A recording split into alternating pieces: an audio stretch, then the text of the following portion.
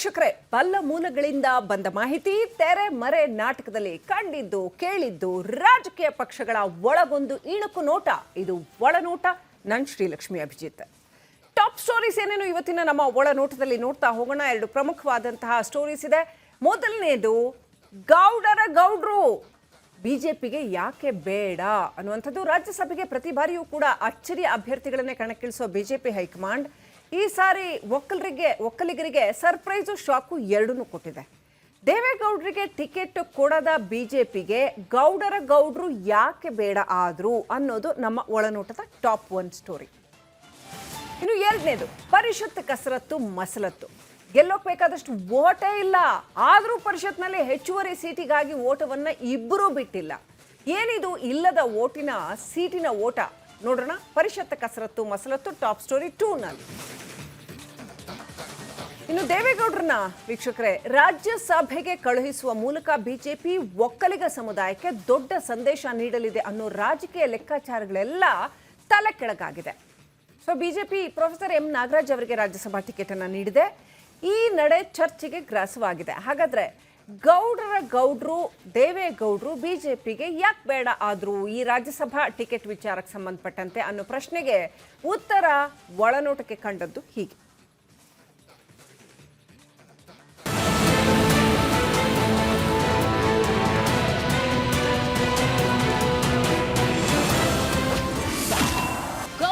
ಗೌಡ ಬಿಜೆಪಿಗೇಕೆ ಬೇಡ? ಗೌಡ ಬಿಜೆಪಿಗೇಕೆ ಬೇಡ? ಸದ್ಯ ಒಕ್ಕಲಿಗರ ಒಕ್ಕಲಿನಲ್ಲಿ ಒಕ್ಕೋರಲಿನಿಂದ ಕೇಳಿ ಬರ್ತಿರೋ ಪ್ರತಿಧ್ವನಿ ಇದು. ಇದ್ಯಾಕೆ ಅಂದ್ರೆ ರಾಜ್ಯಸಭಾ ಚುನಾವಣೆಗೆ ಬಿಜೆಪಿಯಿಂದ ದೇವೇಗೌಡರನ್ನ ಕ್ಯಾಂಡಿಡೇಟ್ ಮಾಡ್ತಾರೆ ಅನ್ನೋ ರಾಜಕೀಯ ಲೆಕ್ಕಾಚಾರಗಳೆಲ್ಲ ತಲೆ ಕೆಳಗಾಗಿವೆ. ಬದಲಾಗಿ ಬಿಜೆಪಿಯ ಮತಲೆಕ್ಕ, ಭಾವನಾತ್ಮಕ ಲೆಕ್ಕ ಏನು ಅನ್ನೋದು ಒಳನೋಟದ ಕಣ್ಣಿಗೆ ಬಿದ್ದಿದೆ. ಪಟ್ಟದಿಂದ ಸಿದ್ದು ಕೆಳಗಿಳಿಸಿದ್ದೇ ಕಾರಣ. ಬಿಜೆಪಿಗೆ ಆಗುತ್ತಾ ಕುರುಬ ಮತಧಾರಣ. ಕಮಲಪಾಳೆಯದ ಕೇಂದ್ರದಲ್ಲಿ ಕೇಳಿ ಬರ್ತಿರೋ ಕನವರಿಕೆಗಳ ಪ್ರಕಾರ ಮೊದಲು ದೇವೇಗೌಡರನ್ನೇ ರಾಜ್ಯಸಭೆಗೆ ಕಳಿಸಬೇಕು ಅಂತ ಹೈಕಮಾಂಡ್ ನಾಯಕರು ಹೇಳಿದ್ದು ಕೆಲವರಿಗಷ್ಟೇ ಕೇಳಿಸಿತ್ತು. ಆದರೆ ಅದು ಯಾವಾಗ ಸಿದ್ದರಾಮಯ್ಯನವರು ಮುಖ್ಯಮಂತ್ರಿ ಸ್ಥಾನಕ್ಕೆ ರಾಜೀನಾಮೆ ಕೊಟ್ಟು ಕೆಳಗಿಳಿದ್ರು ಆಗ ರಾಜಕೀಯ ಲೆಕ್ಕ ಬಿಟ್ಟು ಮತ ಲೆಕ್ಕಕ್ಕಿಳಿದಿದ್ದು ಜಗನ್ನಾಥ ಭವನದ ಸಿಸಿಟಿವಿಯಲ್ಲಿ ಕಾಣಿಸಿದೆ. ಸ್ವತಃ ಸಿದ್ದರಾಮಯ್ಯನವರು ನಾವೇ ಸ್ವಯಂ ಪ್ರೇರಿತವಾಗಿ ರಾಜೀನಾಮೆ ಕೊಟ್ಟಿದ್ದೇನೆ ಅಂತ ಹೇಳಿದ್ರೂ ಸಹ ಸಿಎಂ ಸ್ಥಾನದಿಂದ ಕೆಳಗಿಳಿಸಿದ ಅಸಮಾಧಾನ ಕುರುಬ ಸಮುದಾಯದವರಲ್ಲಿ ಇದ್ದೇ ಇದೆ ಅನ್ನೋ ಲೆಕ್ಕ ಬಿಜೆಪಿ ನಾಯಕರಿಗೆ ಸಿಕ್ಕಿದ್ದು ಅವರದೇ ಪಕ್ಷದ ಪ್ರಾಂತೀಯ ಲೆಕ್ಕಿಗರ ಬಾಯಿಂದ ಲೀಕ್ ಆಗಿದೆ. ಹೆಂಗಿದ್ರು ದೇವೇಗೌಡರ ಪಾರ್ಟಿ ನಮ್ ಜೊತೆ ಮೈತ್ರಿಯಲ್ಲೇ ಇದೆ. ಅವರು ಇರೋವರೆಗೂ ಒಕ್ಕಲಿಗರ ಓಟಿಗೆ ನೋ ಪ್ರಾಬ್ಲಮ್. ಸಿದ್ದರಾಮಯ್ಯ ಸಿಎಂ ಸ್ಥಾನದಿಂದ ಕೆಳಗಿಳಿದಿರೋ ಟೈಮಲ್ಲಿ ಕುರುಬ ಸಮುದಾಯದವರನ್ನೇ ರಾಜ್ಯಸಭೆಗೆ ಕಳಿಸಬೇಕು ಅಂತ ಅದೇ ಸಮುದಾಯದ ಬಿಜೆಪಿಯ ಹಿರಿಯ ಕಾರ್ಯಕರ್ತ ಪ್ರೊಫೆಸರ್ ಎಂ ನಾಗರಾಜ್ ಅವರಿಗೆ ಟಿಕೆಟ್ ಕೊಟ್ಟಿದ್ದಾರೆ ಅಂತ ಕಮಲ ನಾಯಕರು ಹೇಳ್ತಾ ಇದ್ದ ಸುದ್ದಿ ಹೇಗೋ ಹೊರಗೆ ಬಂದು ಬಿಟ್ಟಿದೆ. ಬಿಜೆಪಿಯ ಬಲ್ಲ ಮೂಲಗಳ ಮಾಹಿತಿ ಪ್ರಕಾರ ಸಿದ್ದರಾಮಯ್ಯನವರ ಸಮುದಾಯದ ಮತ ಸೆಳೆಯೋ ನಿಟ್ಟಿನಲ್ಲಿ ಇದು ಮೊದಲ ಹಾಗೂ ಸಣ್ಣ ಹೆಜ್ಜೆ. ಆದ್ರೆ ಈ ಮೊದಲ ಹೆಜ್ಜೆಯೇ ಆ ಸಮುದಾಯದ ಮತ ಸೆಳೆಯೋ ಪಾದಯಾತ್ರೆ ಮುನ್ನುಡಿ. ಇದಾದ ನಂತರ ಮುನ್ನುಡಿಯ ಮುಂದೆ ಇಡೀ ಪುಸ್ತಕವೇ ಬಾಕಿ ಇದೆ ಅನ್ನೋದು ಅದೇ ಪಕ್ಷದ ನಾಯಕರ ಆತ್ಮವಿಶ್ವಾಸದ ಆಶಾಭಾವನೆ. ಒಟ್ನಲ್ಲಿ 2028ರ ಮುನ್ನೋಟದ ಮತದ ಆಟ ಹಿಂಗೆ ಶುರುವಾಗಿದೆ. ಈಗ ಹೊರಗೆ ಬರೀ ಸೊಂಡಿಲು ಮಾತ್ರ ಕಾಣ್ತಿದೆ. ಮುಂದೆ ಬರಲಿರೋ ರಾಜಕೀಯದ ಆನೆ ಒಳನೋಟದ ಕಣ್ಣಿಗೆ ಕಂಡಿದೆ. ರಿಪಬ್ಲಿಕ್ ಕನ್ನಡ, ಬೆಂಗಳೂರು. ನೋಡಿ, ಇದು ಅಂದ್ರೆ ದೇವೇಗೌಡರಿಗೆ ಟಿಕೆಟ್ ಕೊಡದೇ ಇರುವಂತಹ ವಿಚಾರ ಕಾಂಗ್ರೆಸ್ ಪಾಲಿಗೆ ಅಸ್ತ್ರವಾಗಿದೆ. ಗೌಡ್ರಿಗೆ ಬಿಜೆಪಿ ಟಿಕೆಟ್ ನಿರಾಕರಣೆ ಕೈಗೆ ಬ್ರಹ್ಮಾಸ್ತ್ರ ಆಗಿದೆ. ಕೈ ಮುಖಂಡರು ಈ ಕುರಿತಾಗಿ ಬಿಜೆಪಿ ವಿರುದ್ಧ ಟ್ವೀಟ್ ಮಾಡೋದು ಇದನ್ನೆಲ್ಲ ಮಾಡ್ತಾ ಇದ್ದಾರೆ, ಆರೋಪ ಮಾಡೋದು ಇದನ್ನೆಲ್ಲ ಮಾಡ್ತಾ ಇದ್ದಾರೆ. ಕರ್ನಾಟಕನ ಬಹಳ ಪ್ರಬಲವಾಗಿ ರೆಪ್ರೆಸೆಂಟ್ ಮಾಡ್ತಾ ಇದ್ರು ದೇವೇಗೌಡರು, ಅವ್ರಿಗೆ ಟಿಕೆಟ್ ಕೊಡಲಿಲ್ಲ ಅಂತ ಬಿಜೆಪಿ ವಿರುದ್ಧ ಆರೋಪ ಮಾಡ್ತಾ ಇದ್ದಾರೆ.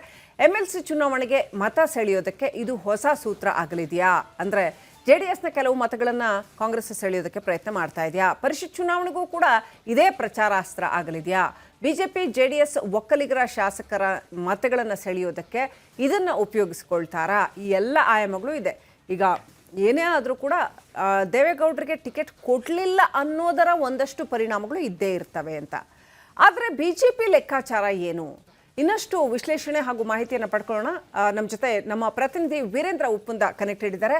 ವೀರೇಂದ್ರ, ಈಗ ಕುರುಬರ ಪ್ರತಿನಿಧಿಯಾಗಿ ಅಂದರೆ ಕುರುಬ ಮತಗಳ ಮೇಲೆ, ಕುರುಬ ವೋಟ್ ಬ್ಯಾಂಕ್ ಮೇಲೆ ಬಿಜೆಪಿ ಕಣ್ಣಿಟ್ಟಿದೆ. ಯಾಕಂತಂದ್ರೆ ಸಿದ್ದರಾಮಯ್ಯನವ್ರನ್ನ ಇಳಿಸಿದಂತಹ ಒಂದು ಸಿಂಪತಿ ಫ್ಯಾಕ್ಟರ್ ಅಥವಾ ಆ ಒಂದು ನೋವೇನಿದೆ ಕುರುಬ ಸಮುದಾಯದಲ್ಲಿ, ಅದನ್ನ ಎನ್ಕ್ಯಾಶ್ ಮಾಡ್ಕೊಳ್ಳೋದಕ್ಕೆ ಬಿಜೆಪಿ ಹೊರಟಿದೆ. ಇದು ಜಸ್ಟ್ ಟಿಪ್ ಆಫ್ ದ ಐಸ್ಬರ್ಗು, ಇನ್ನು ಬಹಳ ಇದೆ ಅನ್ನುವಂಥ ಒಂದು ವಿಶ್ಲೇಷಣೆ ಕೇಳಿ ಬರ್ತಾ ಇತ್ತು. ಹೌದಾ, ಆ ಲೆಕ್ಕಾಚಾರ ಇದೆಯಾ? ಈಗ ರಾಜ್ಯಸಭೆಗೆ ಈ ಕುರುಬ ಅಭ್ಯರ್ಥಿಯನ್ನ ನೇಮಕ ಮಾಡಿರೋ ಹಿನ್ನೆಲೆಯಲ್ಲಿ ಇನ್ನು ಏನೆಲ್ಲ ಆಲೋಚನೆಗಳು, ತಂತ್ರಗಳು ಇದಾವೆ ಇದ್ರ ಹಿಂದೆ?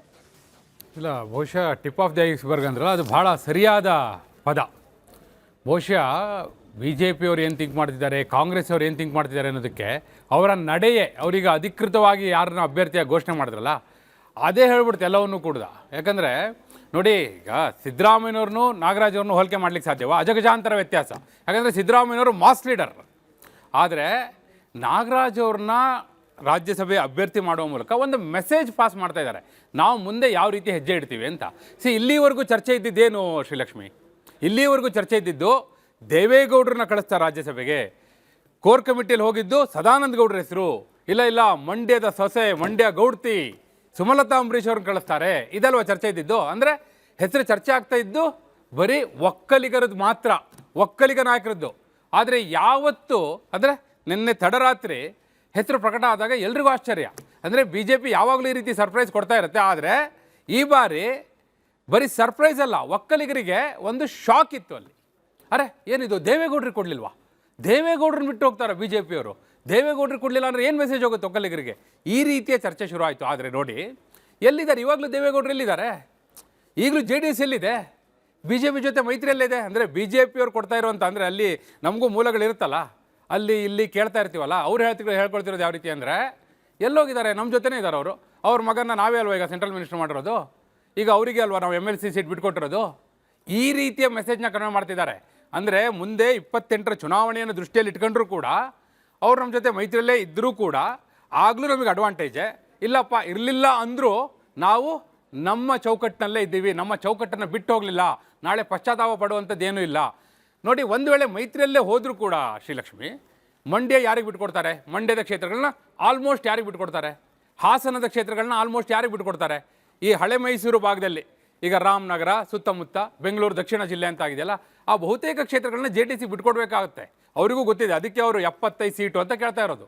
ಇವೆಲ್ಲ ಲೆಕ್ಕ ಹಾಕಿಯೇ ಈಗ ಮತ ಲೆಕ್ಕ ಕೇಳ್ತಿದ್ದಾರೆ. ಇಲ್ಲಿವರೆಗೂ ರಾಜಕೀಯ ಲೆಕ್ಕ, ಗೌಡ್ರಿಗೆ ಏನು ಮೆಸೇಜು ಅಂತ. ಈಗ ಅವರು ಯಾರು, ಈಗ ಈ ಸರ್ಕಾರದಲ್ಲಿ ಸಿದ್ದರಾಮಯ್ಯನವ್ರನ್ನ ಕೆಳಗಿಳಿಸಿದ ನಂತರ ಯಾವುದಾದ್ರೂ ಒಂದು ಸಮುದಾಯ ಡಿಸ್ಟರ್ಬ್ ಆಗುತ್ತೆ ಅಂದರೆ ಅದು ಕುರುಬ ಸಮುದಾಯ.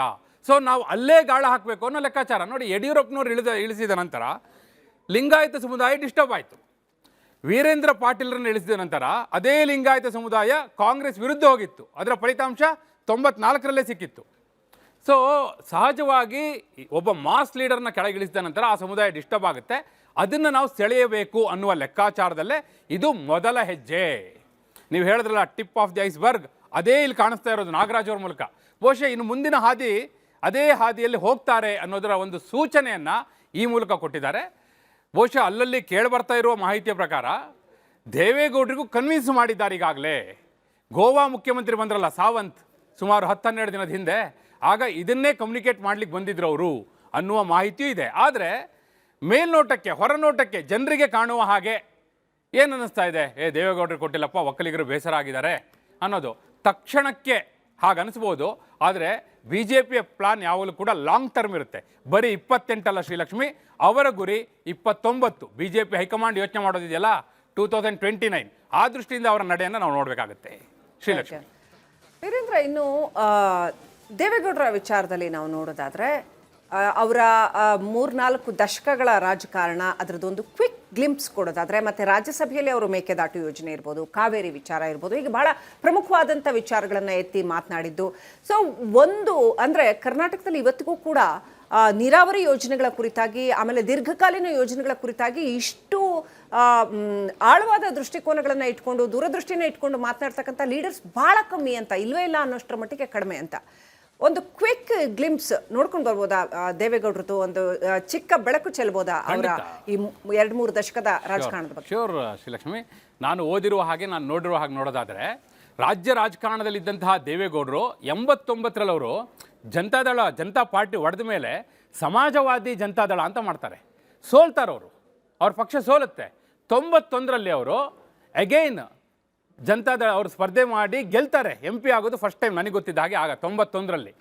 91ರಿಂದ 94ರ ನಡುವೆ ಅವರು MP ಆಗಿದ್ರು. 94ರಲ್ಲಿ ಮತ್ತೆ ಅಸೆಂಬ್ಲಿಗೆ ಬರ್ತಾರೆ, ಮುಖ್ಯಮಂತ್ರಿ ಆಗ್ತಾರೆ. ಜನತಾದಳ ಆಗುತ್ತೆ. ಅವಾಗ ಜನತಾ ಪಾರ್ಟಿ ಇದ್ದದ್ದು ಜನತಾದಳ ಆಗುತ್ತೆ, ಎಲ್ಲರೂ ಒಗ್ಗೂಡಿ. 94ರಲ್ಲಿ ಅವರು ಮುಖ್ಯಮಂತ್ರಿ ಇದ್ದವ್ರು ನೋಡಿ 96ರಲ್ಲಿ ಪ್ರಧಾನಿಯಾಗಿ ಹೋಗ್ತಾರೆ, ಪ್ರಧಾನಮಂತ್ರಿ ಆಗ್ತಾರೆ ಅವರು. ಆದರೆ ಮತ್ತೆ 99ರಲ್ಲಿ ಸೋಲನ್ನ ಕಾಣ್ತಾರೆ ಶ್ರೀಲಕ್ಷ್ಮಿ ಅವರು. ಸೋತದ್ದು ಅಂದರೆ ಅಸೆಂಬ್ಲಿ ಅವರು ಪಾರ್ಲಿಮೆಂಟಲ್ಲಿ ಇರಲೇ ಇಲ್ಲ ಅಂತ ಅಲ್ಲ. ಅಂದರೆ ಈಗ ಕೆಲವು ವಿಶ್ಲೇಷಣೆಗಳೆಲ್ಲ ಬರ್ತಾ ಇತ್ತು ಏನಂತ, 40 ವರ್ಷದಿಂದ ಇದ್ರು ಅವರು, 30 ವರ್ಷದಿಂದ ಇದ್ರು, ಫಸ್ಟ್ ಟೈಮ್ ಅವರು ಸಂಸತ್ತಲ್ಲಿಲ್ಲ ಪ್ರಧಾನಿ ಆದಾಗಿಂದ ಅಂತ. ಹಾಗಲ್ಲ ಅದು ಆ್ಯಕ್ಚುಲಿ. 99ರಲ್ಲೂ ಅವ್ರು ಸೋತಿದ್ರು. ಮತ್ತೆ ಅವ್ರಿಗೆ ಸೋಲುಗಳು ಯಾವಾಗ ಎದುರಾಗಿದೆ ಅನ್ನೋದನ್ನ ನಾನು ಹೇಳ್ತಾ ಇದ್ದೀನಿ. ಅದಾದ ನಂತರ ಬೈ ಎಲೆಕ್ಷನ್ ಆಗುತ್ತೆ. DK ಶಿವಕುಮಾರ್ ಅಭ್ಯರ್ಥಿ ಆಗ್ತಾರೆ 2002ರಲ್ಲಿ. ಕರ್ನಾಟಕದಲ್ಲಿ ಕಾಂಗ್ರೆಸ್ ಸರ್ಕಾರ ಇರುತ್ತೆ. DK ಶಿವಕುಮಾರ್ ಅಭ್ಯರ್ಥಿ ಆಗಿದ್ದಾಗ ಇದೇ ದೇವೇಗೌಡರು ಗೆಲ್ತಾರೆ 2002ರಲ್ಲಿ. ಮತ್ತೆ ಸೋಲ್ತಾರೆ ಅವರು 2004ರಲ್ಲಿ. ಅದೇ DK ಶಿವಕುಮಾರ್ ಸೋಲಿಸ್ತಾರೆ. ಯಾರು ನಿಲ್ಲಿಸ್ಬಿಟ್ಟು? ಒಬ್ಬಾಕೆ ಪತ್ರಕರ್ತೆ ತೇಜಸ್ವಿನಿ ಶ್ರೀ ರಮೇಶ್, ಅವತ್ತಿಗೆ, ಇವತ್ತು ತೇಜಸ್ವಿನಿ ಗೌಡ. ಸೊ ಅವರು ದೇವೇಗೌಡರನ್ನ ಸೋಲಿಸ್ತಾರೆ. ಸೊ ಆಗಲೂ ಸೋತಿದ್ರು, ಬಟ್ ಅವರು ಹಾಸನದಲ್ಲಿ ಗೆದ್ದಿರ್ತಾರೆ. ಹೀಗಾಗಿ ಅವ್ರು ಪಾರ್ಲಿಮೆಂಟಿಗೆ ಹೋಗ್ತಾರೆ ಅಂತ ಹೇಳಿ. ಅದಾದ ನಂತರ ನಿರಂತರವಾಗಿದ್ದಾರೆ. ತುಮಕೂರಲ್ಲಿ ಸೋಲ್ತಾರೆ ಅವರು, ನಿಮಗೆ ಗೊತ್ತಿದೆ 2019ರಲ್ಲಿ. ಸೊ ತುಮಕೂರಲ್ಲಿ ಸೋತ ನಂತರ ರಾಜ್ಯಸಭೆಗೆ ಎಂಟರ್ ಆಗ್ತಾರೆ. ಸೊ ರಾಜ್ಯಸಭೆಯಲ್ಲಿ ನಿರಂತರವಾಗಿದ್ದರು. ಈಗ ರಾಜ್ಯಸಭೆಯಿಂದ ಅವರಿಗೆ ಒಂದು ವಿರಾಮ ಸಿಕ್ಕಿದೆ. ಆ ದೃಷ್ಟಿಯಿಂದ ನೋಡೋದಾದ್ರೆ ಇನ್ನು ಹೋರಾಟಗಳು ನೋಡಿ. ಕಾವೇರಿ ವಿಚಾರವಾಗಿ ಶ್ರೀಲಕ್ಷ್ಮಿ, ನಾನು ಬಹಳ ಅಧಿಕಾರವಾಣಿಯಿಂದ ಹೇಳಬಲ್ಲೆ, ಇಡೀ ಭಾರತದಲ್ಲಿ ಯಾರಾದರೂ ಒಬ್ಬ ನಾಯಕ ನಮ್ಮ ಕಾವೇರಿ ನದಿಯ ಬಗ್ಗೆ, ಕಾವೇರಿ ನದಿ ನೀರಿನ ಹಂಚಿಕೆಯ ಬಗ್ಗೆ, ಇಂಟರ್ ಸ್ಟೇಟ್ ಡಿಸ್ಪ್ಯೂಟ್ ಬಗ್ಗೆ ಆ ಒಂದು ಸದನದಲ್ಲಿ ನಿಂತು ಆ ರೀತಿ ಮಾತನಾಡಿದ ಇನ್ನೊಂದು ಉದಾಹರಣೆ ಸಿಗೋದೇ ಇಲ್ಲ. ಮತ್ತು ಯಾರೂ ಮಾತನಾಡ್ಲಿಕ್ಕೆ ಸಾಧ್ಯವೂ ಇಲ್ಲ ಬಹುಶಃ ಆ ರೀತಿ. ಇನ್ನು ಹುಟ್ಟು ಬರಬೇಕಷ್ಟೇ ಇನ್ನು ಯಾರಾದರೂ ಒಬ್ಬರು. ಅವರ ನಾಲೆಜ್ ಇದೆಯಲ್ಲ, ಒಂದು ವಿಕಿಪೀಡಿಯಾ ಅದು. ಆ ರೀತಿಯ ಒಂದು ನಾಲೆಜ್, ಆ ರೀತಿ ಅವ್ರು ಪ್ರೆಸೆಂಟ್ ಮಾಡಿದ್ದಾರೆ ನೋಡಿ. ಆ ವಿಚಾರದಲ್ಲಿ ಅವರು ಪಕ್ಷ, ಎಲ್ಲ ಗಡಿರೇಖೆಗಳು ಎಲ್ಲವನ್ನು ಮೀರಿ ನಿಂತು ಮಾತಾಡಿದ್ದಾರೆ. ರಾಜ್ಯದ ಹಿತವನ್ನು ಕಾಪಾಡಲಿಕ್ಕೆ ದೇವೇಗೌಡರು ಬಿಟ್ಟರೆ ಇನ್ನೊಬ್ರಿಲ್ಲ ಆ ವಿಚಾರದಲ್ಲಿ. ಇದನ್ನ ಎಲ್ಲರೂ ಒಪ್ಪಬೇಕಾದ್ದು ಶ್ರೀಲಕ್ಷ್ಮಿ. ಎಸ್ ವೀರೇಂದ್ರ, ನೀವು ಹೇಳಿದಾಗೆ ಬಹುಶಃ ಇವತ್ತಿನ ತಲೆಮಾರಿನ ರಾಜಕಾರಣಿಗಳು ಹೊಸಬರು ಈ ವಿಚಾರದಲ್ಲಿ, ಈ ನಾಲೆಡ್ಜ್ ಗೇನಿಂಗ್ ವಿಚಾರದಲ್ಲಿ ಬಹುಶಃ ದೇವೇಗೌಡರನ್ನ ನೋಡಿ ಕಲಿಬೇಕು ಅಂತ ಅನ್ಸುತ್ತೆ. ಅವರ ದೇವೇಗೌಡರ ಒಂದು ಆಸಕ್ತಿ ಇದೆಯಲ್ಲ, ಇವತ್ತಿಗೂ ಕೂಡ ಅದು ಅನುಕರಣೀಯ. ದಯವಿಟ್ಟು ನಮ್ಮ ಜೊತೆ ಇರಿ. ನೋಡಿ ವೀಕ್ಷಕರ, ವಿಧಾನಸಭೆಯಿಂದ ವಿಧಾನ ಪರಿಷತ್ನ 7 ಸ್ಥಾನಗಳಿಗೆ ನಡೆಯುವಂತಹ ಚುನಾವಣೆ ಇದೆಯಲ್ಲ, ಪರಿಷತ್ ಚುನಾವಣೆ, ಈಗ ಒಂದು MLA ಎಲೆಕ್ಷನ್ಗಿಂತ ಹೆಚ್ಚು ಇಂಟ್ರೆಸ್ಟಿಂಗ್ ಆಗ್ಬಿಟ್ಟಿದೆ ಇದು. ಕಾಂಗ್ರೆಸ್ 5ನೇ ಅಭ್ಯರ್ಥಿಯನ್ನ ಕಣಕ್ಕಿಳಿಸಿದ್ರೆ, BJP JDS ಒಗ್ಗೂಡಿ ಅವರ 3ನೇ ಅಭ್ಯರ್ಥಿಯನ್ನ ಕಣಕ್ಕಿಳಿಸಿದವೆ. BJP ಹತ್ರ 3ನೇ ಅಭ್ಯರ್ಥಿಗೆ ವೋಟ್ಗಳಿದಾವ, BJP JDS ಹತ್ರ ಇಲ್ಲ. ಕಾಂಗ್ರೆಸ್ಗೆ 5ನೇ ಅಭ್ಯರ್ಥಿಗೆ ಸಂಪೂರ್ಣ ವೋಟ್ಗಳಿದಾವ, ಇಲ್ಲ. ಹಾಗಾದ್ರೆ ಇಲ್ಲದೇ ಇರೋ ವೋಟನ್ನ ಇಬ್ರು ಎಲ್ಲಿಂದ ತರ್ತಾರೆ ಅನ್ನೋ ಒಳನೋಟ ಈ ಸ್ಟೋರಿಯಲ್ಲಿದೆ.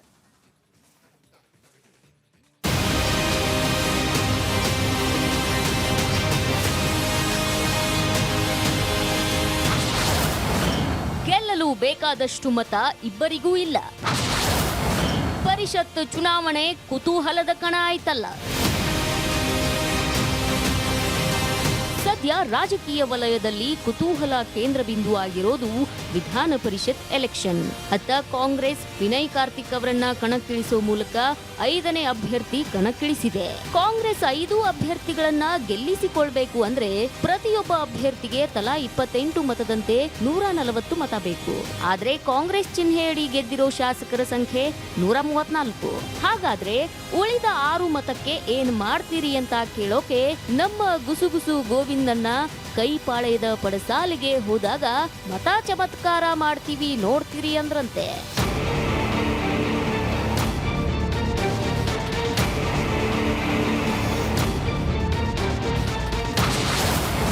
JDS BJPಯ ಒಕ್ಕಲಿಗ ಶಾಸಕರಿಗೆ ಕೈ ಸಂದೇಶ.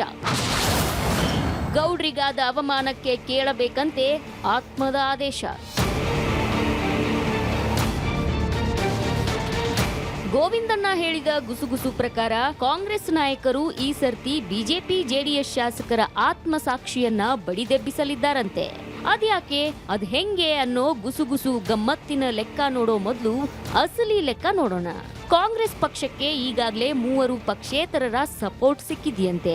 ಅಲ್ಲಿಗೆ 134 ಪ್ಲಸ್ 3 ಅಂದ್ರೆ 137 ಆಯ್ತು.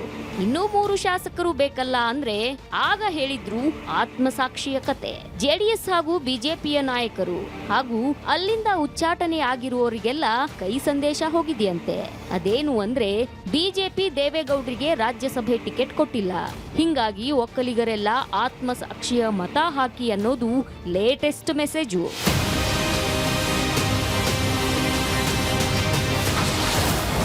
ಸೋಮಶೇಖರ್ ಹೆಬ್ಬಾರ್ ಓಟು ಕೈಗೆ ಪಕ್ಕ, ಇನ್ನೊಂದು ಓಟು ಸಿಕ್ಕರೆ ಪಕ್ಕ ಆಗುತ್ತೆ ಲೆಕ್ಕ. ಈಗಾಗಲೇ ಬಿಜೆಪಿಯಿಂದ ಉಚ್ಚಾಟನೆಯಾಗಿರೋ ಎಸ್ಟಿ ಸೋಮಶೇಖರ್ ಹಾಗೂ ಅರೇಬೈಲ್ ಶಿವರಾಮ್ ಹೆಬ್ಬಾರ್ ಓಟು ಕೂಡ ಕಾಂಗ್ರೆಸ್ಗೆ ಒಳಗೊಳಗೇ ಪಕ್ಕ ಆಗಿದೆ ಅನ್ನೋ ಮಾಹಿತಿ ಮುಖ್ಯಮಂತ್ರಿಗಳ ಕಚೇರಿ ಮೂಲಗಳಿಂದ ಬಂದಿದೆ. ಅಲ್ಲಿಗೆ ಕಾಂಗ್ರೆಸ್ಗೆ ಬೇಕಾಗೋದು ಇನ್ನೊಂದೇ ಒಂದು ಓಟು. ಅದನ್ನ ಜೆಡಿಎಸ್ನಿಂದ ದೂರ ಆಗಿರೋ ಮಿನಿಗೌಡ್ರಿಂದಲೋ ಮತ್ತೊಬ್ಬರಿಂದಲೇ ಕದಿಯೋ ಪ್ಲಾನ್ ಇದೆ ಅನ್ನೋದು ಗೋವಿಂದಣ್ಣ ಹೇಳಿದ ಗುಸುಗುಸು.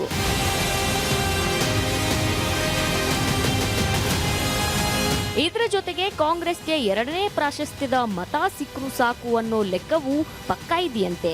ಆದ್ರೆ ಜೆಡಿಎಸ್ಗೆ ತನ್ನ ಅಭ್ಯರ್ಥಿ ಗೋವಿಂದರಾಜು ಅವರನ್ನ ಗೆಲ್ಲಿಸಿಕೊಳ್ಳೋಕೆ ಬಿಜೆಪಿಯ ಮತಗಳು ಸಿಕ್ಕ ನಂತರವೂ ಮತ್ತೂ 4 ಓಟ್ ಬೇಕಾಗುತ್ತೆ. ಅದರಲ್ಲಿ 1 ಓಟು ಬಿಜೆಪಿಯಿಂದ ಉಚ್ಚಾಟನೆಯಾಗಿರೋ ಯತ್ನಾಳ್ ಅವರಿಂದ ಸಿಗೋ ಖಾತ್ರಿ ಸಿಕ್ಕಿದೆ ಅಂತ ತೆನೆ ಹೊತ್ತ ಮಹಿಳೆ ಮಾತಾಡಿದ್ದು ಕೇಳಿಸಿದೆ. ಆದ್ರೂ ಇನ್ನೂ 3 ಮತ ಎಲ್ಲಿಂದ ತರ್ತಾರೆ ಅಂತ ಕೇಳಿದ್ರೆ ಖಾತೆಗಾಗಿ ಖ್ಯಾತೆ ತೆಗೆದವರ ಕಡೆ ಕುಮಾರಣ್ಣ ಕಣ್ಣು ಹಾಯಿಸಿದ್ದು ಜೆಪಿ ನಗರದ ಮನೆಗೆ ದುರ್ಬಿನ್ನು ಹಿಡಿದಾಗ ಕಾಣಿಸಿದೆ ಅನ್ನೋದು ನಮ್ಮ ಒಳನೋಟಕ್ಕೆ ಕಂಡಿದೆ. ರಿಪಬ್ಲಿಕ್ ಕನ್ನಡ, ಬೆಂಗಳೂರು. ನೋಡಿ, ಒಟ್ಟಿನಲ್ಲಿ ಪರಿಷತ್ತು ಕಸರತ್ತು ಮಸಲತ್ತು ಸಿಕ್ಕಾಪಟ್ಟೆ ಜೋರಾಗಿ ನಡೀತಾ ಇದೆ. ಕದನ ಕಣ ಪರಿಷತ್ತು ಸಾಕಷ್ಟು ಕುತೂಹಲ ಕೆರಳಿಸಿದೆ, ಹಲವು ಕಾರಣಗಳಿಗಾಗಿ ಹೇಳ್ತಾ ಹೋಗ್ತೀನಿ ಮುಂದೆ. ಒಟ್ಟಿನಲ್ಲಿ ಗೆಲುವಿಗಾಗಿ ಭಾರಿ ಕಸರತ್ತು ನಡೆದಿದೆ.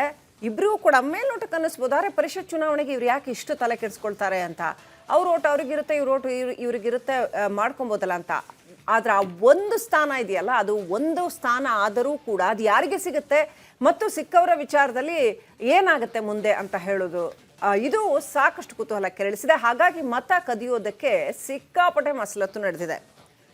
ಅಪಾರ ಸಂಪತ್ತು, ರಾಜಕೀಯ ಸಂಪತ್ತು ಹಂಚಿಕೆ ಆಗಲಿದೆಯಂತೆ.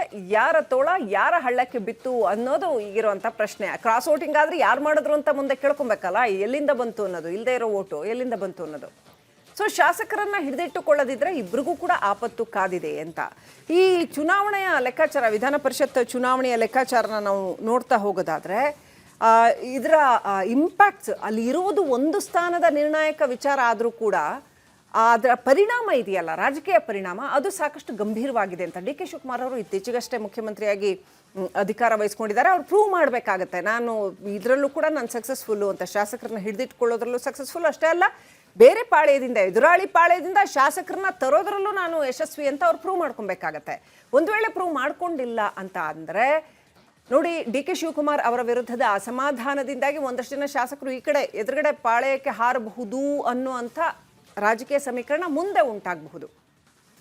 ಇಲ್ಲಪ್ಪ ಶಿವಕುಮಾರ್ ಅವರು ಡಿ ಕೆ ಶಿ ಅವರು ಪ್ರೂವ್ ಮಾಡಿಕೊಂಡ್ರು ಅಂತ ಆದರೆ ಇಲ್ಲ ಅವರು ಕಾಂಗ್ರೆಸ್ಗೆ ಶಾಸಕರನ್ನ ಹಿಡಿದಿಟ್ಟುಕೊಳ್ಳುವಲ್ಲಿ ಸಮರ್ಥರು, ಮುಂದಿನ 28ರ ವಿಧಾನಸಭಾ ಚುನಾವಣೆಗೂ ಕೂಡ ಅವ್ರು ಹಿಂಗೆ ಹಿಡಿದಿಟ್ಕೊಳ್ತಾರೆ, ಎಲ್ಲ ಶಾಸಕರು ಅವ್ರ ಜೊತೆ ಇದ್ದಾರೆ ಅನ್ನೋ ಸಂದೇಶ ಹೋಗುತ್ತೆ. ಹಾಗಾಗಿ ಸಚಿವರೊಬ್ಬರಿಗೆ ಈ ಜವಾಬ್ದಾರಿಗಳನ್ನೆಲ್ಲ ಕೊಟ್ಟಿದ್ದಾರಂತೆ. ಕಾಂಗ್ರೆಸ್ ಶಾಸಕರನ್ನ ಹಿಡಿದಿಡುವಂಥ, ಅಡ್ಡ ಮತದಾನ ಆಗದೆ ಇರೋ ಹಾಗೆ ಹಿಡಿದಿಡುವಂಥ ಜವಾಬ್ದಾರಿನೆಲ್ಲ ಕೊಟ್ಟಿದ್ದಾರಂತೆ. ಬಹಳ ಮುಖ್ಯವಾಗಿ ಹೈಕಮಾಂಡ್ ಈ ಎಲ್ಲ ಚಟುವಟಿಕೆಗಳ ಮೇಲೆ ಕಣ್ಣಿಟ್ಟಿದೆ ಅಂತ ಹೇಳಲಾಗ್ತಾ ಇದೆ. ಓಕೆ, ವೀರೇಂದ್ರ ಇದ್ದಾರೆ. ವೀರೇಂದ್ರ, ಈಗ ಪರಿಷತ್ ಚುನಾವಣೆಯ ವಿಚಾರ ಸಾಕಷ್ಟು ಜಿದ್ದಾಜಿದ್ದಿಗೆ ಕಾರಣ ಆಗಿದೆ. ಡಿ ಕೆ ಶಿವಕುಮಾರ್ ಅವರಿಗೆ ವೈಯಕ್ತಿಕ ಪ್ರತಿಷ್ಠೆಯ ವಿಚಾರ ಇದು. ಮುಖ್ಯಮಂತ್ರಿಯಾಗಿ ಅಯ್ಯೋ ಒಂದು ಸ್ಥಾನ ಉಳಿಸ್ಕೊಳಕ್ಕಾಗಲಿಲ್ಲ ಅಂತ ಅನ್ನಿಸ್ಕೊಳಕ್ಕಾಗಲ್ಲ ಅವರು. ಈ ಕಡೆ JDS ಕಣಕ್ಕೆ ಇಳಿಸುತ್ತೆ ಅಂತ ಗೊತ್ತಿದ್ದೇ ಕಾಂಗ್ರೆಸ್ನಿಂದ 5ನೇ ಅಭ್ಯರ್ಥಿನ ಕಣಕ್ಕೆ ಇಳಿಸಿದಾರ. JDSಗೆ ಅಂದರೆ ಡಿ ಕೆ ಶಿವಕುಮಾರ್ಗೆ ಒಂದು ಗುದ್ದು ಕೊಡೋ ಅಂಥ ಒಂದು ಉಮೇದಿಗಾಗಿಯೇ ಇವರು ಇನ್ನೊಂದು ಅಭ್ಯರ್ಥಿನ ಕಣಕ್ಕೆ ಇಳಿಸಿದ್ರ. ಸೀಟ್ ಇಲ್ಲದೆ ಹೋದ್ರು ಕೂಡ, 18 ಇದ್ರು ಕೂಡ ಯಾಕೆ ಕಣಕ್ಕೆ ಇಳಿಸಿದ್ರು? ನೀವು ಹೇಗೆ ನೋಡ್ತೀರಿ ಇದನ್ನೆಲ್ಲ? ಏನು ಮಾತುಕತೆಗಳು ರಾಜಕೀಯ ಮೊಗಸಾಲೆಯಲ್ಲಿ ಕೇಳಿ ಬರ್ತಾ ಇದೆ ವೀರೇಂದ್ರ? ಈಗ ಮೊಗಸಾಲೆ ಮಾತುಕತೆನೇ ಜಾಸ್ತಿ ಆಗ್ಬಿಟ್ಟಿದೆ ಈ ವಿಧಾನ ಪರಿಷತ್ ವಿಚಾರವಾಗಿ ಶ್ರೀಲಕ್ಷ್ಮಿ. ಬೇರೆ ಈಗ ಅಧಿಕೃತ ಮಾತುಗಳಿಗೆ ಇಲ್ಲಿ ಹೆಚ್ಚು ಬೆಲೆ ಇಲ್ಲ, ಅನಧಿಕೃತ ಮಾತುಗಳಿಗೆ ಹೆಚ್ಚು ಬೆಲೆ ಇಲ್ಲ. ಯಾಕಂದರೆ ಇರೋದು ಅನಧಿಕೃತ ಅಭ್ಯರ್ಥಿಗಳು ಇಬ್ಬರು ಕೂಡ. ಕಾಂಗ್ರೆಸ್ನಿಂದ 5ನೇ ಅಭ್ಯರ್ಥಿಯೂ ಕೂಡ ನಿಮಗೆ ಅವರು ಗೆದ್ದೇ ಗೆಲ್ತಾರೆ ಅನ್ನೋಷ್ಟು ಮತ ಇಟ್ಕೊಂಡು ಕ್ಯಾಂಡಿಡೇಟ್ ಮಾಡಿರೋದಲ್ಲ. ಈ ಕಡೆ BJP JDS ಒಗ್ಗೂಡಿ ಈಗ 3ನೇ ಕ್ಯಾಂಡಿಡೇಟ್ ಹಾಕಿದಾರಲ್ಲ, ಅದು ಕೂಡ ಅವ್ರ ಹತ್ರ ಮತಗಳು ಬೇಕಾದಷ್ಟು ಇಲ್ಲ, ಆದರೂ ಹಾಕಿದ್ದಾರೆ. ಅದೇ ಕಾರಣಕ್ಕಾಗಿ ಈಗ ಇಂಟ್ರೆಸ್ಟಿಂಗ್ ಆಗಿರುವಂಥದ್ದು. ನೀವು ವೋಟ್ ನೋಡ್ಲಿಕ್ಕೆ ಹೋದರೆ ಶ್ರೀಲಕ್ಷ್ಮಿ ನೋಡಿ, ಇನ್ಫ್ಯಾಕ್ಟ್ ಸ್ವಲ್ಪ ಕಾಂಗ್ರೆಸ್ಸೇ ಹತ್ತಿರ ಇದೆ. ಹಂಗೆ ನೋಡ್ಲಿಕ್ಕೆ ಹೋದರೆ ಅವ್ರ ಹತ್ರನೇ ಸ್ವಲ್ಪ ವೋಟ್ ಜಾಸ್ತಿ ಇದೆ. ಇವರಿಗೆ JDS BJP ಒಟ್ಟು ಲೆಕ್ಕ ಹಾಕೋದ್ರೆ ಆ ಲೆಕ್ಕನ ನಾನು ನಿಮ್ಗೆ ಹೇಳ್ಬಿಡ್ತೀನಿ ನೋಡಿ. ಕಾಂಗ್ರೆಸ್ಸು ತನ್ನ ಚಿಹ್ನೆ ಅಡಿಯಲ್ಲಿ ಗೆಲ್ಸ್ಕೊಂಡಿರೋದು 134 ಜನ ಇದ್ದಾರೆ, ಹೌದಾ? ಇನ್ನು ದರ್ಶನ್ ಪುಟ್ಟಣ್ಣಯ್ಯ, ಇನ್ನೊಂದಿಬ್ಬರು ಇಂಡಿಪೆಂಡೆಂಟ್ಸ್, ಅದು 3 ಅವ್ರ ಲೆಕ್ಕಕ್ಕೆ ಇದೆ. ಅವರಿಗೆ ಸಪೋರ್ಟ್ ಮಾಡಿದ್ದಾರೆ, ಕೋ ಮೆಂಬರ್ ಕೂಡ ಆಗಿದ್ದಾರೆ ಕೆಲವರು. ಹೀಗಾಗಿ 137 ಆಯಿತು. ಅವ್ರಿಗೆ ಬೇಕಾಗಿರೋದು ಎಷ್ಟು ನೋಡಿ, 28. ಒಬ್ಬರು ಗೆಲ್ಲಬೇಕಿದ್ರೆ ವೋಟ್ ವ್ಯಾಲ್ಯೂ ಪ್ರಕಾರ 28 ಶಾಸಕರು ಮತ ಹಾಕಿದ್ರೆ ಒಬ್ಬರು MLC ಆಗ್ತಾರೆ. ಸೊ ಆ ಲೆಕ್ಕದಲ್ಲಿ ಅವರಿಗೆ ಈಗ 134 + 3 137 ಆಯಿತು. ಇನ್ನು ST ಸೋಮಶೇಖರ್ ಮತ್ತು ಶಿವರಾಮ್ ಹೆಬ್ಬಾರ್ ಇದ್ದಾರಲ್ಲ, ಅವರಿಬ್ಬರು BJPಯಿಂದ ಉಚ್ಚಾಟನೆ ಆಗಿದ್ದಾರೆ. ಯತ್ನಾಳ್ ಕೂಡ ಆಗಿದ್ದಾರೆ, ಅವ್ರನ್ನ ಈ ಲೆಕ್ಕಕ್ಕೆ ತೆಗೆದುಕೊಳ್ಳೋದು ಬೇಡ. ಅವರಿಗೂ ಕೂಡ ಈಗ ಆಲ್ರೆಡಿ CM ಕಚೇರಿಯಿಂದ ಮಾಹಿತಿ ಹೋಗಿದೆ ಅಂತ ಮೂಲಗಳು ಹೇಳ್ತಾ ಇದೆ. ಸೊ ಅವರು ಕೊಡ್ತಾ ಇರೋ ರಿಯಾಕ್ಷನ್ ನೋಡಿದ್ರೆ ಅದೇ ರೀತಿ ಇದೆ. ಸೊ ಅದೆರಡು ಕೂಡ ನೀವು ಲೆಕ್ಕಕ್ಕೆ ತೆಗೆದುಕೊಂಡ್ರೆ 139 ಆಯಿತು. ಸೊ ಅವ್ರಿಗೆ ಬೇಕಾಗೋದು ಇನ್ನು 1 ಓಟು, 140 ಓಟ್ ಬೇಕಾಗುತ್ತೆ. ಸೊ 139 ಆಗಿದೆ. ಅವರು 1ಕ್ಕೆ ಗಾಳ ಹಾಕೊಂಡು ನಿಂತಿದ್ದಾರೆ. ಆ 1 ಎಲ್ಲಿಂದ ಸಿಗುತ್ತೆ ಈಗ ಅವರಿಗೆ ಅನ್ನೋದು ಒಂದು ಕಡೆ. ಇನ್ನೊಂದು ಕಡೆ JDS BJP ಲೆಕ್ಕ ಹಾಕೋಣ. BJPಯಿಂದ 2, JDSಯಿಂದ 1 ಕಣದಲ್ಲಿದ್ದಾರೆ. BJPಯ 62 ಮತ, JDSದು 18 ಮತ ಸೇರಿದ್ರೆ 80 ಆಯಿತು. ಬೇಕಾಗಿರೋದು 88 ಓಟು. ಸೊ ಯತ್ನಾಳ್ ಕೂಡ ಒಂದು ಕುಮಾರಣ್ಣ ಆಲ್ರೆಡಿ ಮಾತಾಡಿದ್ದಾರೆ ಅಂಥೇಳಿ JP ನಗರದಲ್ಲಿ ಏನೋ ದುರ್ಬೀನ್ ಹಾಕಿದಾಗ ಕಾಣಿಸ್ತು ಅಂತಾರಲ್ಲ, ಅದರಲ್ಲಿ ಗೊತ್ತಾಗಿದೆ ಅದು. ಸೊ 81 ಆಯಿತು. ಇನ್ನೂ 3 ಓಟು ಬೇಕು ಅವರಿಗೆ. ಆ 3 ಓಟು ಎಲ್ಲಿಂದ ಸಿಗುತ್ತೆ? ಈ 3 ಓಟು, ಈ 1 ಓಟು ಆ ಕಡೆಯಿಂದ ಇವ್ರು ತೆಗಿಬೇಕು. ಒಂದು BJP JDS ಅವ್ರನ್ನೇ ಎಳಿಬೇಕು, ಕಾಂಗ್ರೆಸ್ ಅವ್ರು 1 ಓಟ್ ಬೇಕು ಅಂದರೆ. ಈಗ BJP JDS ಅವರು ಕಾಂಗ್ರೆಸ್ ಅವ್ರನ್ನ ಎಳಿಬೇಕು. ಈಗ ಏನು ಮಾಡಿದಾರಂತೆ, ಆ ಕಡೆ ನೀವು ಹೇಳ್ತಿದ್ರು ಒಬ್ಬರು ಸಚಿವರಿಗೆ ಜವಾಬ್ದಾರಿ ಕೊಟ್ಟಿದ್ದಾರೆ ಅಂತಲೇ. ಇನ್ಫ್ಯಾಕ್ಟ್ ಕುಮಾರಸ್ವಾಮಿ ಅವರು ಕೂಡ ಕಾಂಗ್ರೆಸ್ನಲ್ಲಿ ಒಬ್ಬರು ಮಾಜಿ ಸಚಿವರಿಗೆ ಜವಾಬ್ದಾರಿ ಕೊಟ್ಟಿದ್ದಾರೆ ಅಂತ ಮಾಹಿತಿ ಇದೆ. ಇದು ಭಾಳ ಇಂಟ್ರೆಸ್ಟಿಂಗು. ಇವ್ರಿಗೆ ಬೇಕಾಗಿರೋ 3 ಓಟಿಗೆ ಯಾರಿಗೆ ಜವಾಬ್ದಾರಿ ಕೊಟ್ಟಿದ್ದಾರೆ? ಇವ್ರ ಪಕ್ಷದವ್ರಿಗಲ್ಲ, ಹಿಂದೆ ಸಚಿವರಾಗಿ ವಜಾಗೊಂಡಂಥವ್ರು ಒಬ್ರು ಇದ್ದಾರಲ್ಲ, ಅವ್ರಿಗೇನೋ ಕೊಟ್ಟಿದ್ದಾರೆ ಅಂತ ಹೇಳಿ ಅಲ್ಲಿನ ಮೂಲಗಳೆಲ್ಲ ಹೇಳ್ತಾ ಇದ್ದ ಮಾಹಿತಿ. ಅಂದ್ರೆ ವೀರೇಂದ್ರ ಒಪ್ಪಂದ ಈ ಒಂದು ಚುನಾವಣೆಯಲ್ಲಿ DK ಶಿವಕುಮಾರ್ ಅವರ ಪ್ರತಿಷ್ಠೆಗೊಂದು ಗುದ್ದು ಕೊಡೋದಕ್ಕೆ ಜನತಾ ಪರಿವಾರದ ಹಳೆ ತಲೆಗಳು ಯಾರಾದರೂ ಕೆಲಸ ಮಾಡ್ತಿದ್ದಾರಾ? ಹಳೆ ತಲೆಗಳು ಏನಾದರೂ ಇಲ್ಲಿ ಹೆಲ್ಪ್ ಮಾಡೋ ಚಾನ್ಸಸ್ ಇದೆಯಾ? ಹೇಗೆ ಈ ಹೆಲ್ಪ್ ಮಾಡ್ತಿರೋದೆಲ್ಲ ಜನತಾದಳದ ಹಳೆ ತಲೆಗಳೇ. ಆ ಹಳೆ ತಲೆಗಳೆಲ್ಲ ಒಗ್ಗೂಡಿ, ಈಗ ಹೇಳಿದ ಒಬ್ರು ಮಾಜಿ ಸಚಿವರು ಅಂತೇಳಿ, ಅವರು ಜನತಾದಳದ ಹಳೆ ತಲೆ. ಈಗ ಹಾಲಿ ಸಚಿವರು ಒಬ್ರು ಇದ್ದಾರೆ, ಅವರು ಜನತಾದಳದ ಹಳೆ ತಲೆ. ಅವರೆಲ್ಲ ಒಗ್ಗೂಡಿ ಈಗ ರಾಜಕೀಯವಾಗಿ ಯಾರು ತಲೆ ತೆಗಿತಾರೆ ಕಾದ್ ನೋಡ್ಬೇಕು. ಅದಕ್ಕೆ ಬೇಕಾದ್ದೆಲ್ಲ ತಯಾರಿ ಹಿನ್ನೆಲೆಯಲ್ಲಿ ನಡೀತಾ ಇದೆ, ತೆರೆಮರೆಯಲ್ಲಿ ನಡೀತಾ ಇದೆ. ಒಂದು ವೇಳೆ ಕಾಂಗ್ರೆಸ್ನ 5ನೇ ಅಭ್ಯರ್ಥಿ ಗೆಲ್ಲದೆ ಹೋದಲ್ಲಿ ದಟ್ ಸೇಸ್ ಅ ಲಾಟ್. ಅದೊಂದು ದೊಡ್ಡ ಮುಖಭಂಗ ಅಷ್ಟೇ ಅಲ್ಲ, ಅದು ಸರ್ಕಾರದ ಬಗ್ಗೆ ಸಾಕಷ್ಟು ವಿಚಾರ ಹೇಳುತ್ತೆ, DK ಶಿವಕುಮಾರ್ ಅವರ ನಾಯಕತ್ವದ ಬಗ್ಗೆ ಸಾಕಷ್ಟು ವಿಚಾರ ಹೇಳುತ್ತೆ ಅಲ್ವಾ? ಡೆಫಿನೆಟ್ಲಿ. ಅದಕ್ಕೋಸ್ಕರ ಅವರು ಏನೆಲ್ಲ ಎಚ್ಚರಿಕೆ ವಹಿಸ್ಕೊಂಡಿದ್ದಾರೆ ಆಗಲೇ. ನೋಡಿ, ಅವರಿಗೆ ನೀವು ಮೇಲ್ನೋಟಕ್ಕೆ ಕಾಣಿಸಿದ್ರೆ ಅವ್ರಿಗೆ ಬಹಳ ಸುಲಭ ಅನಿಸುತ್ತೆ ಶ್ರೀಲಕ್ಷ್ಮಿ. ಈಗ ಫಾರ್ ಎಕ್ಸಾಂಪಲ್, ಈಗ GT ದೇವೇಗೌಡರ ನಡೆ ನೀವು ನೋಡಿದ್ದೀರಿ ಹೆಂಗಿತ್ತು ಅಂಥೇಳಿ. ಈಗ ಅವ್ರು ಏನು ಮಾಡ್ತಾರೆ, ಅದೇ ಕೌಂಟ್ ಆಗುತ್ತೆ. 28ರ ನಡೆ ಇವತ್ತು ಗೊತ್ತಾಗ್ಬಿಡುತ್ತೆ. ನೋಡಿ, ಇದು 28ಕ್ಕೆ ದಿಕ್ಸೂಚಿ ಅನ್ನುವಂಥ ಟಾಕ್ ಯಾಕೆ ಶುರುವಾಗಿದೆ ಅಂದರೆ ಇದೇ ಕಾರಣಕ್ಕಾಗಿ. GT ದೇವೇಗೌಡರು ಏನಾದರೂ ಇಲ್ಲಿಯವರೆಗೂ ಕ್ರಾಸ್ ರೋಡಲ್ಲಿ ಹೋಗ್ತಾ ಇದ್ರಲ್ಲ, ಅದು ಸಿದ್ದರಾಮಯ್ಯನವರಿಗೋಸ್ಕರ ಹೋಗ್ತಾ ಇದ್ರೋ ಅಥವಾ ಅವರ ಭವಿಷ್ಯಕ್ಕೆ ಹೋಗ್ತಾ ಇದ್ರೋ ಈಗ ಗೊತ್ತಾಗ್ಬಿಡುತ್ತೆ.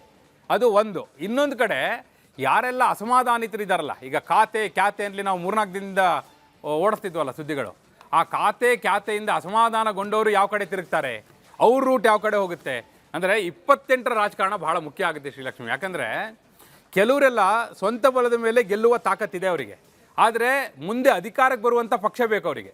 ಮುಂದೆ ಅಧಿಕಾರಕ್ಕೆ ಬರೋದು ಯಾರು ಅನ್ನೋದನ್ನ ಅವ್ರು ನೋಡ್ತಾ ಇದ್ದಾರೆ. ಕರೆಕ್ಟ್. ಅದೇ ಕಾರಣಕ್ಕಾಗಿ ಈಗ ಈ ಚುನಾವಣೆ ಇದೆಯಲ್ಲ, ಟರ್ನಿಂಗ್ ಪಾಯಿಂಟ್ ಇದೆ 28ಕ್ಕೆ. ಕರೆಕ್ಟ್. ಅದು ಒಂದ್ ಕಡೆ ಆದ್ರೆ ಎಸ್, 28ರ ವಿಚಾರ ಒಂದ್ ಕಡೆ ಆದ್ರೆ, ಮತ್ತೊಂದು ಈ ಬಹಳ ಹತ್ತಿರದೊಂದು ವಿಚಾರ ಇದೆ. ಅದು ಈ ಸೆಕೆಂಡ್ ಲಿಸ್ಟ್ ಬರಬೇಕಾಗಿದೆ. ಈಗ ಈ ಸೆಕೆಂಡ್ ಲಿಸ್ಟ್ ಅಲ್ಲಿ ಸಚಿವರು ಆಗೋರು ಯಾರ್ಯಾರು ಅಂತ, ಆ ವಿಚಾರದ ಮೇಲೂ ಕೂಡ ಏನಾದರೂ ಈ ಪರಿಷತ್ ಚುನಾವಣಾ ಫಲಿತಾಂಶ ಅಥವಾ ಪರಿಷತ್ ಚುನಾವಣೆ ಸಂದರ್ಭದಲ್ಲಿ ನಡೆಯುವಂಥ ಈ ರಾಜಕೀಯ ತಂತ್ರಗಾರಿಕೆ ಪರಿಣಾಮ ಬೀರುತ್ತಾ?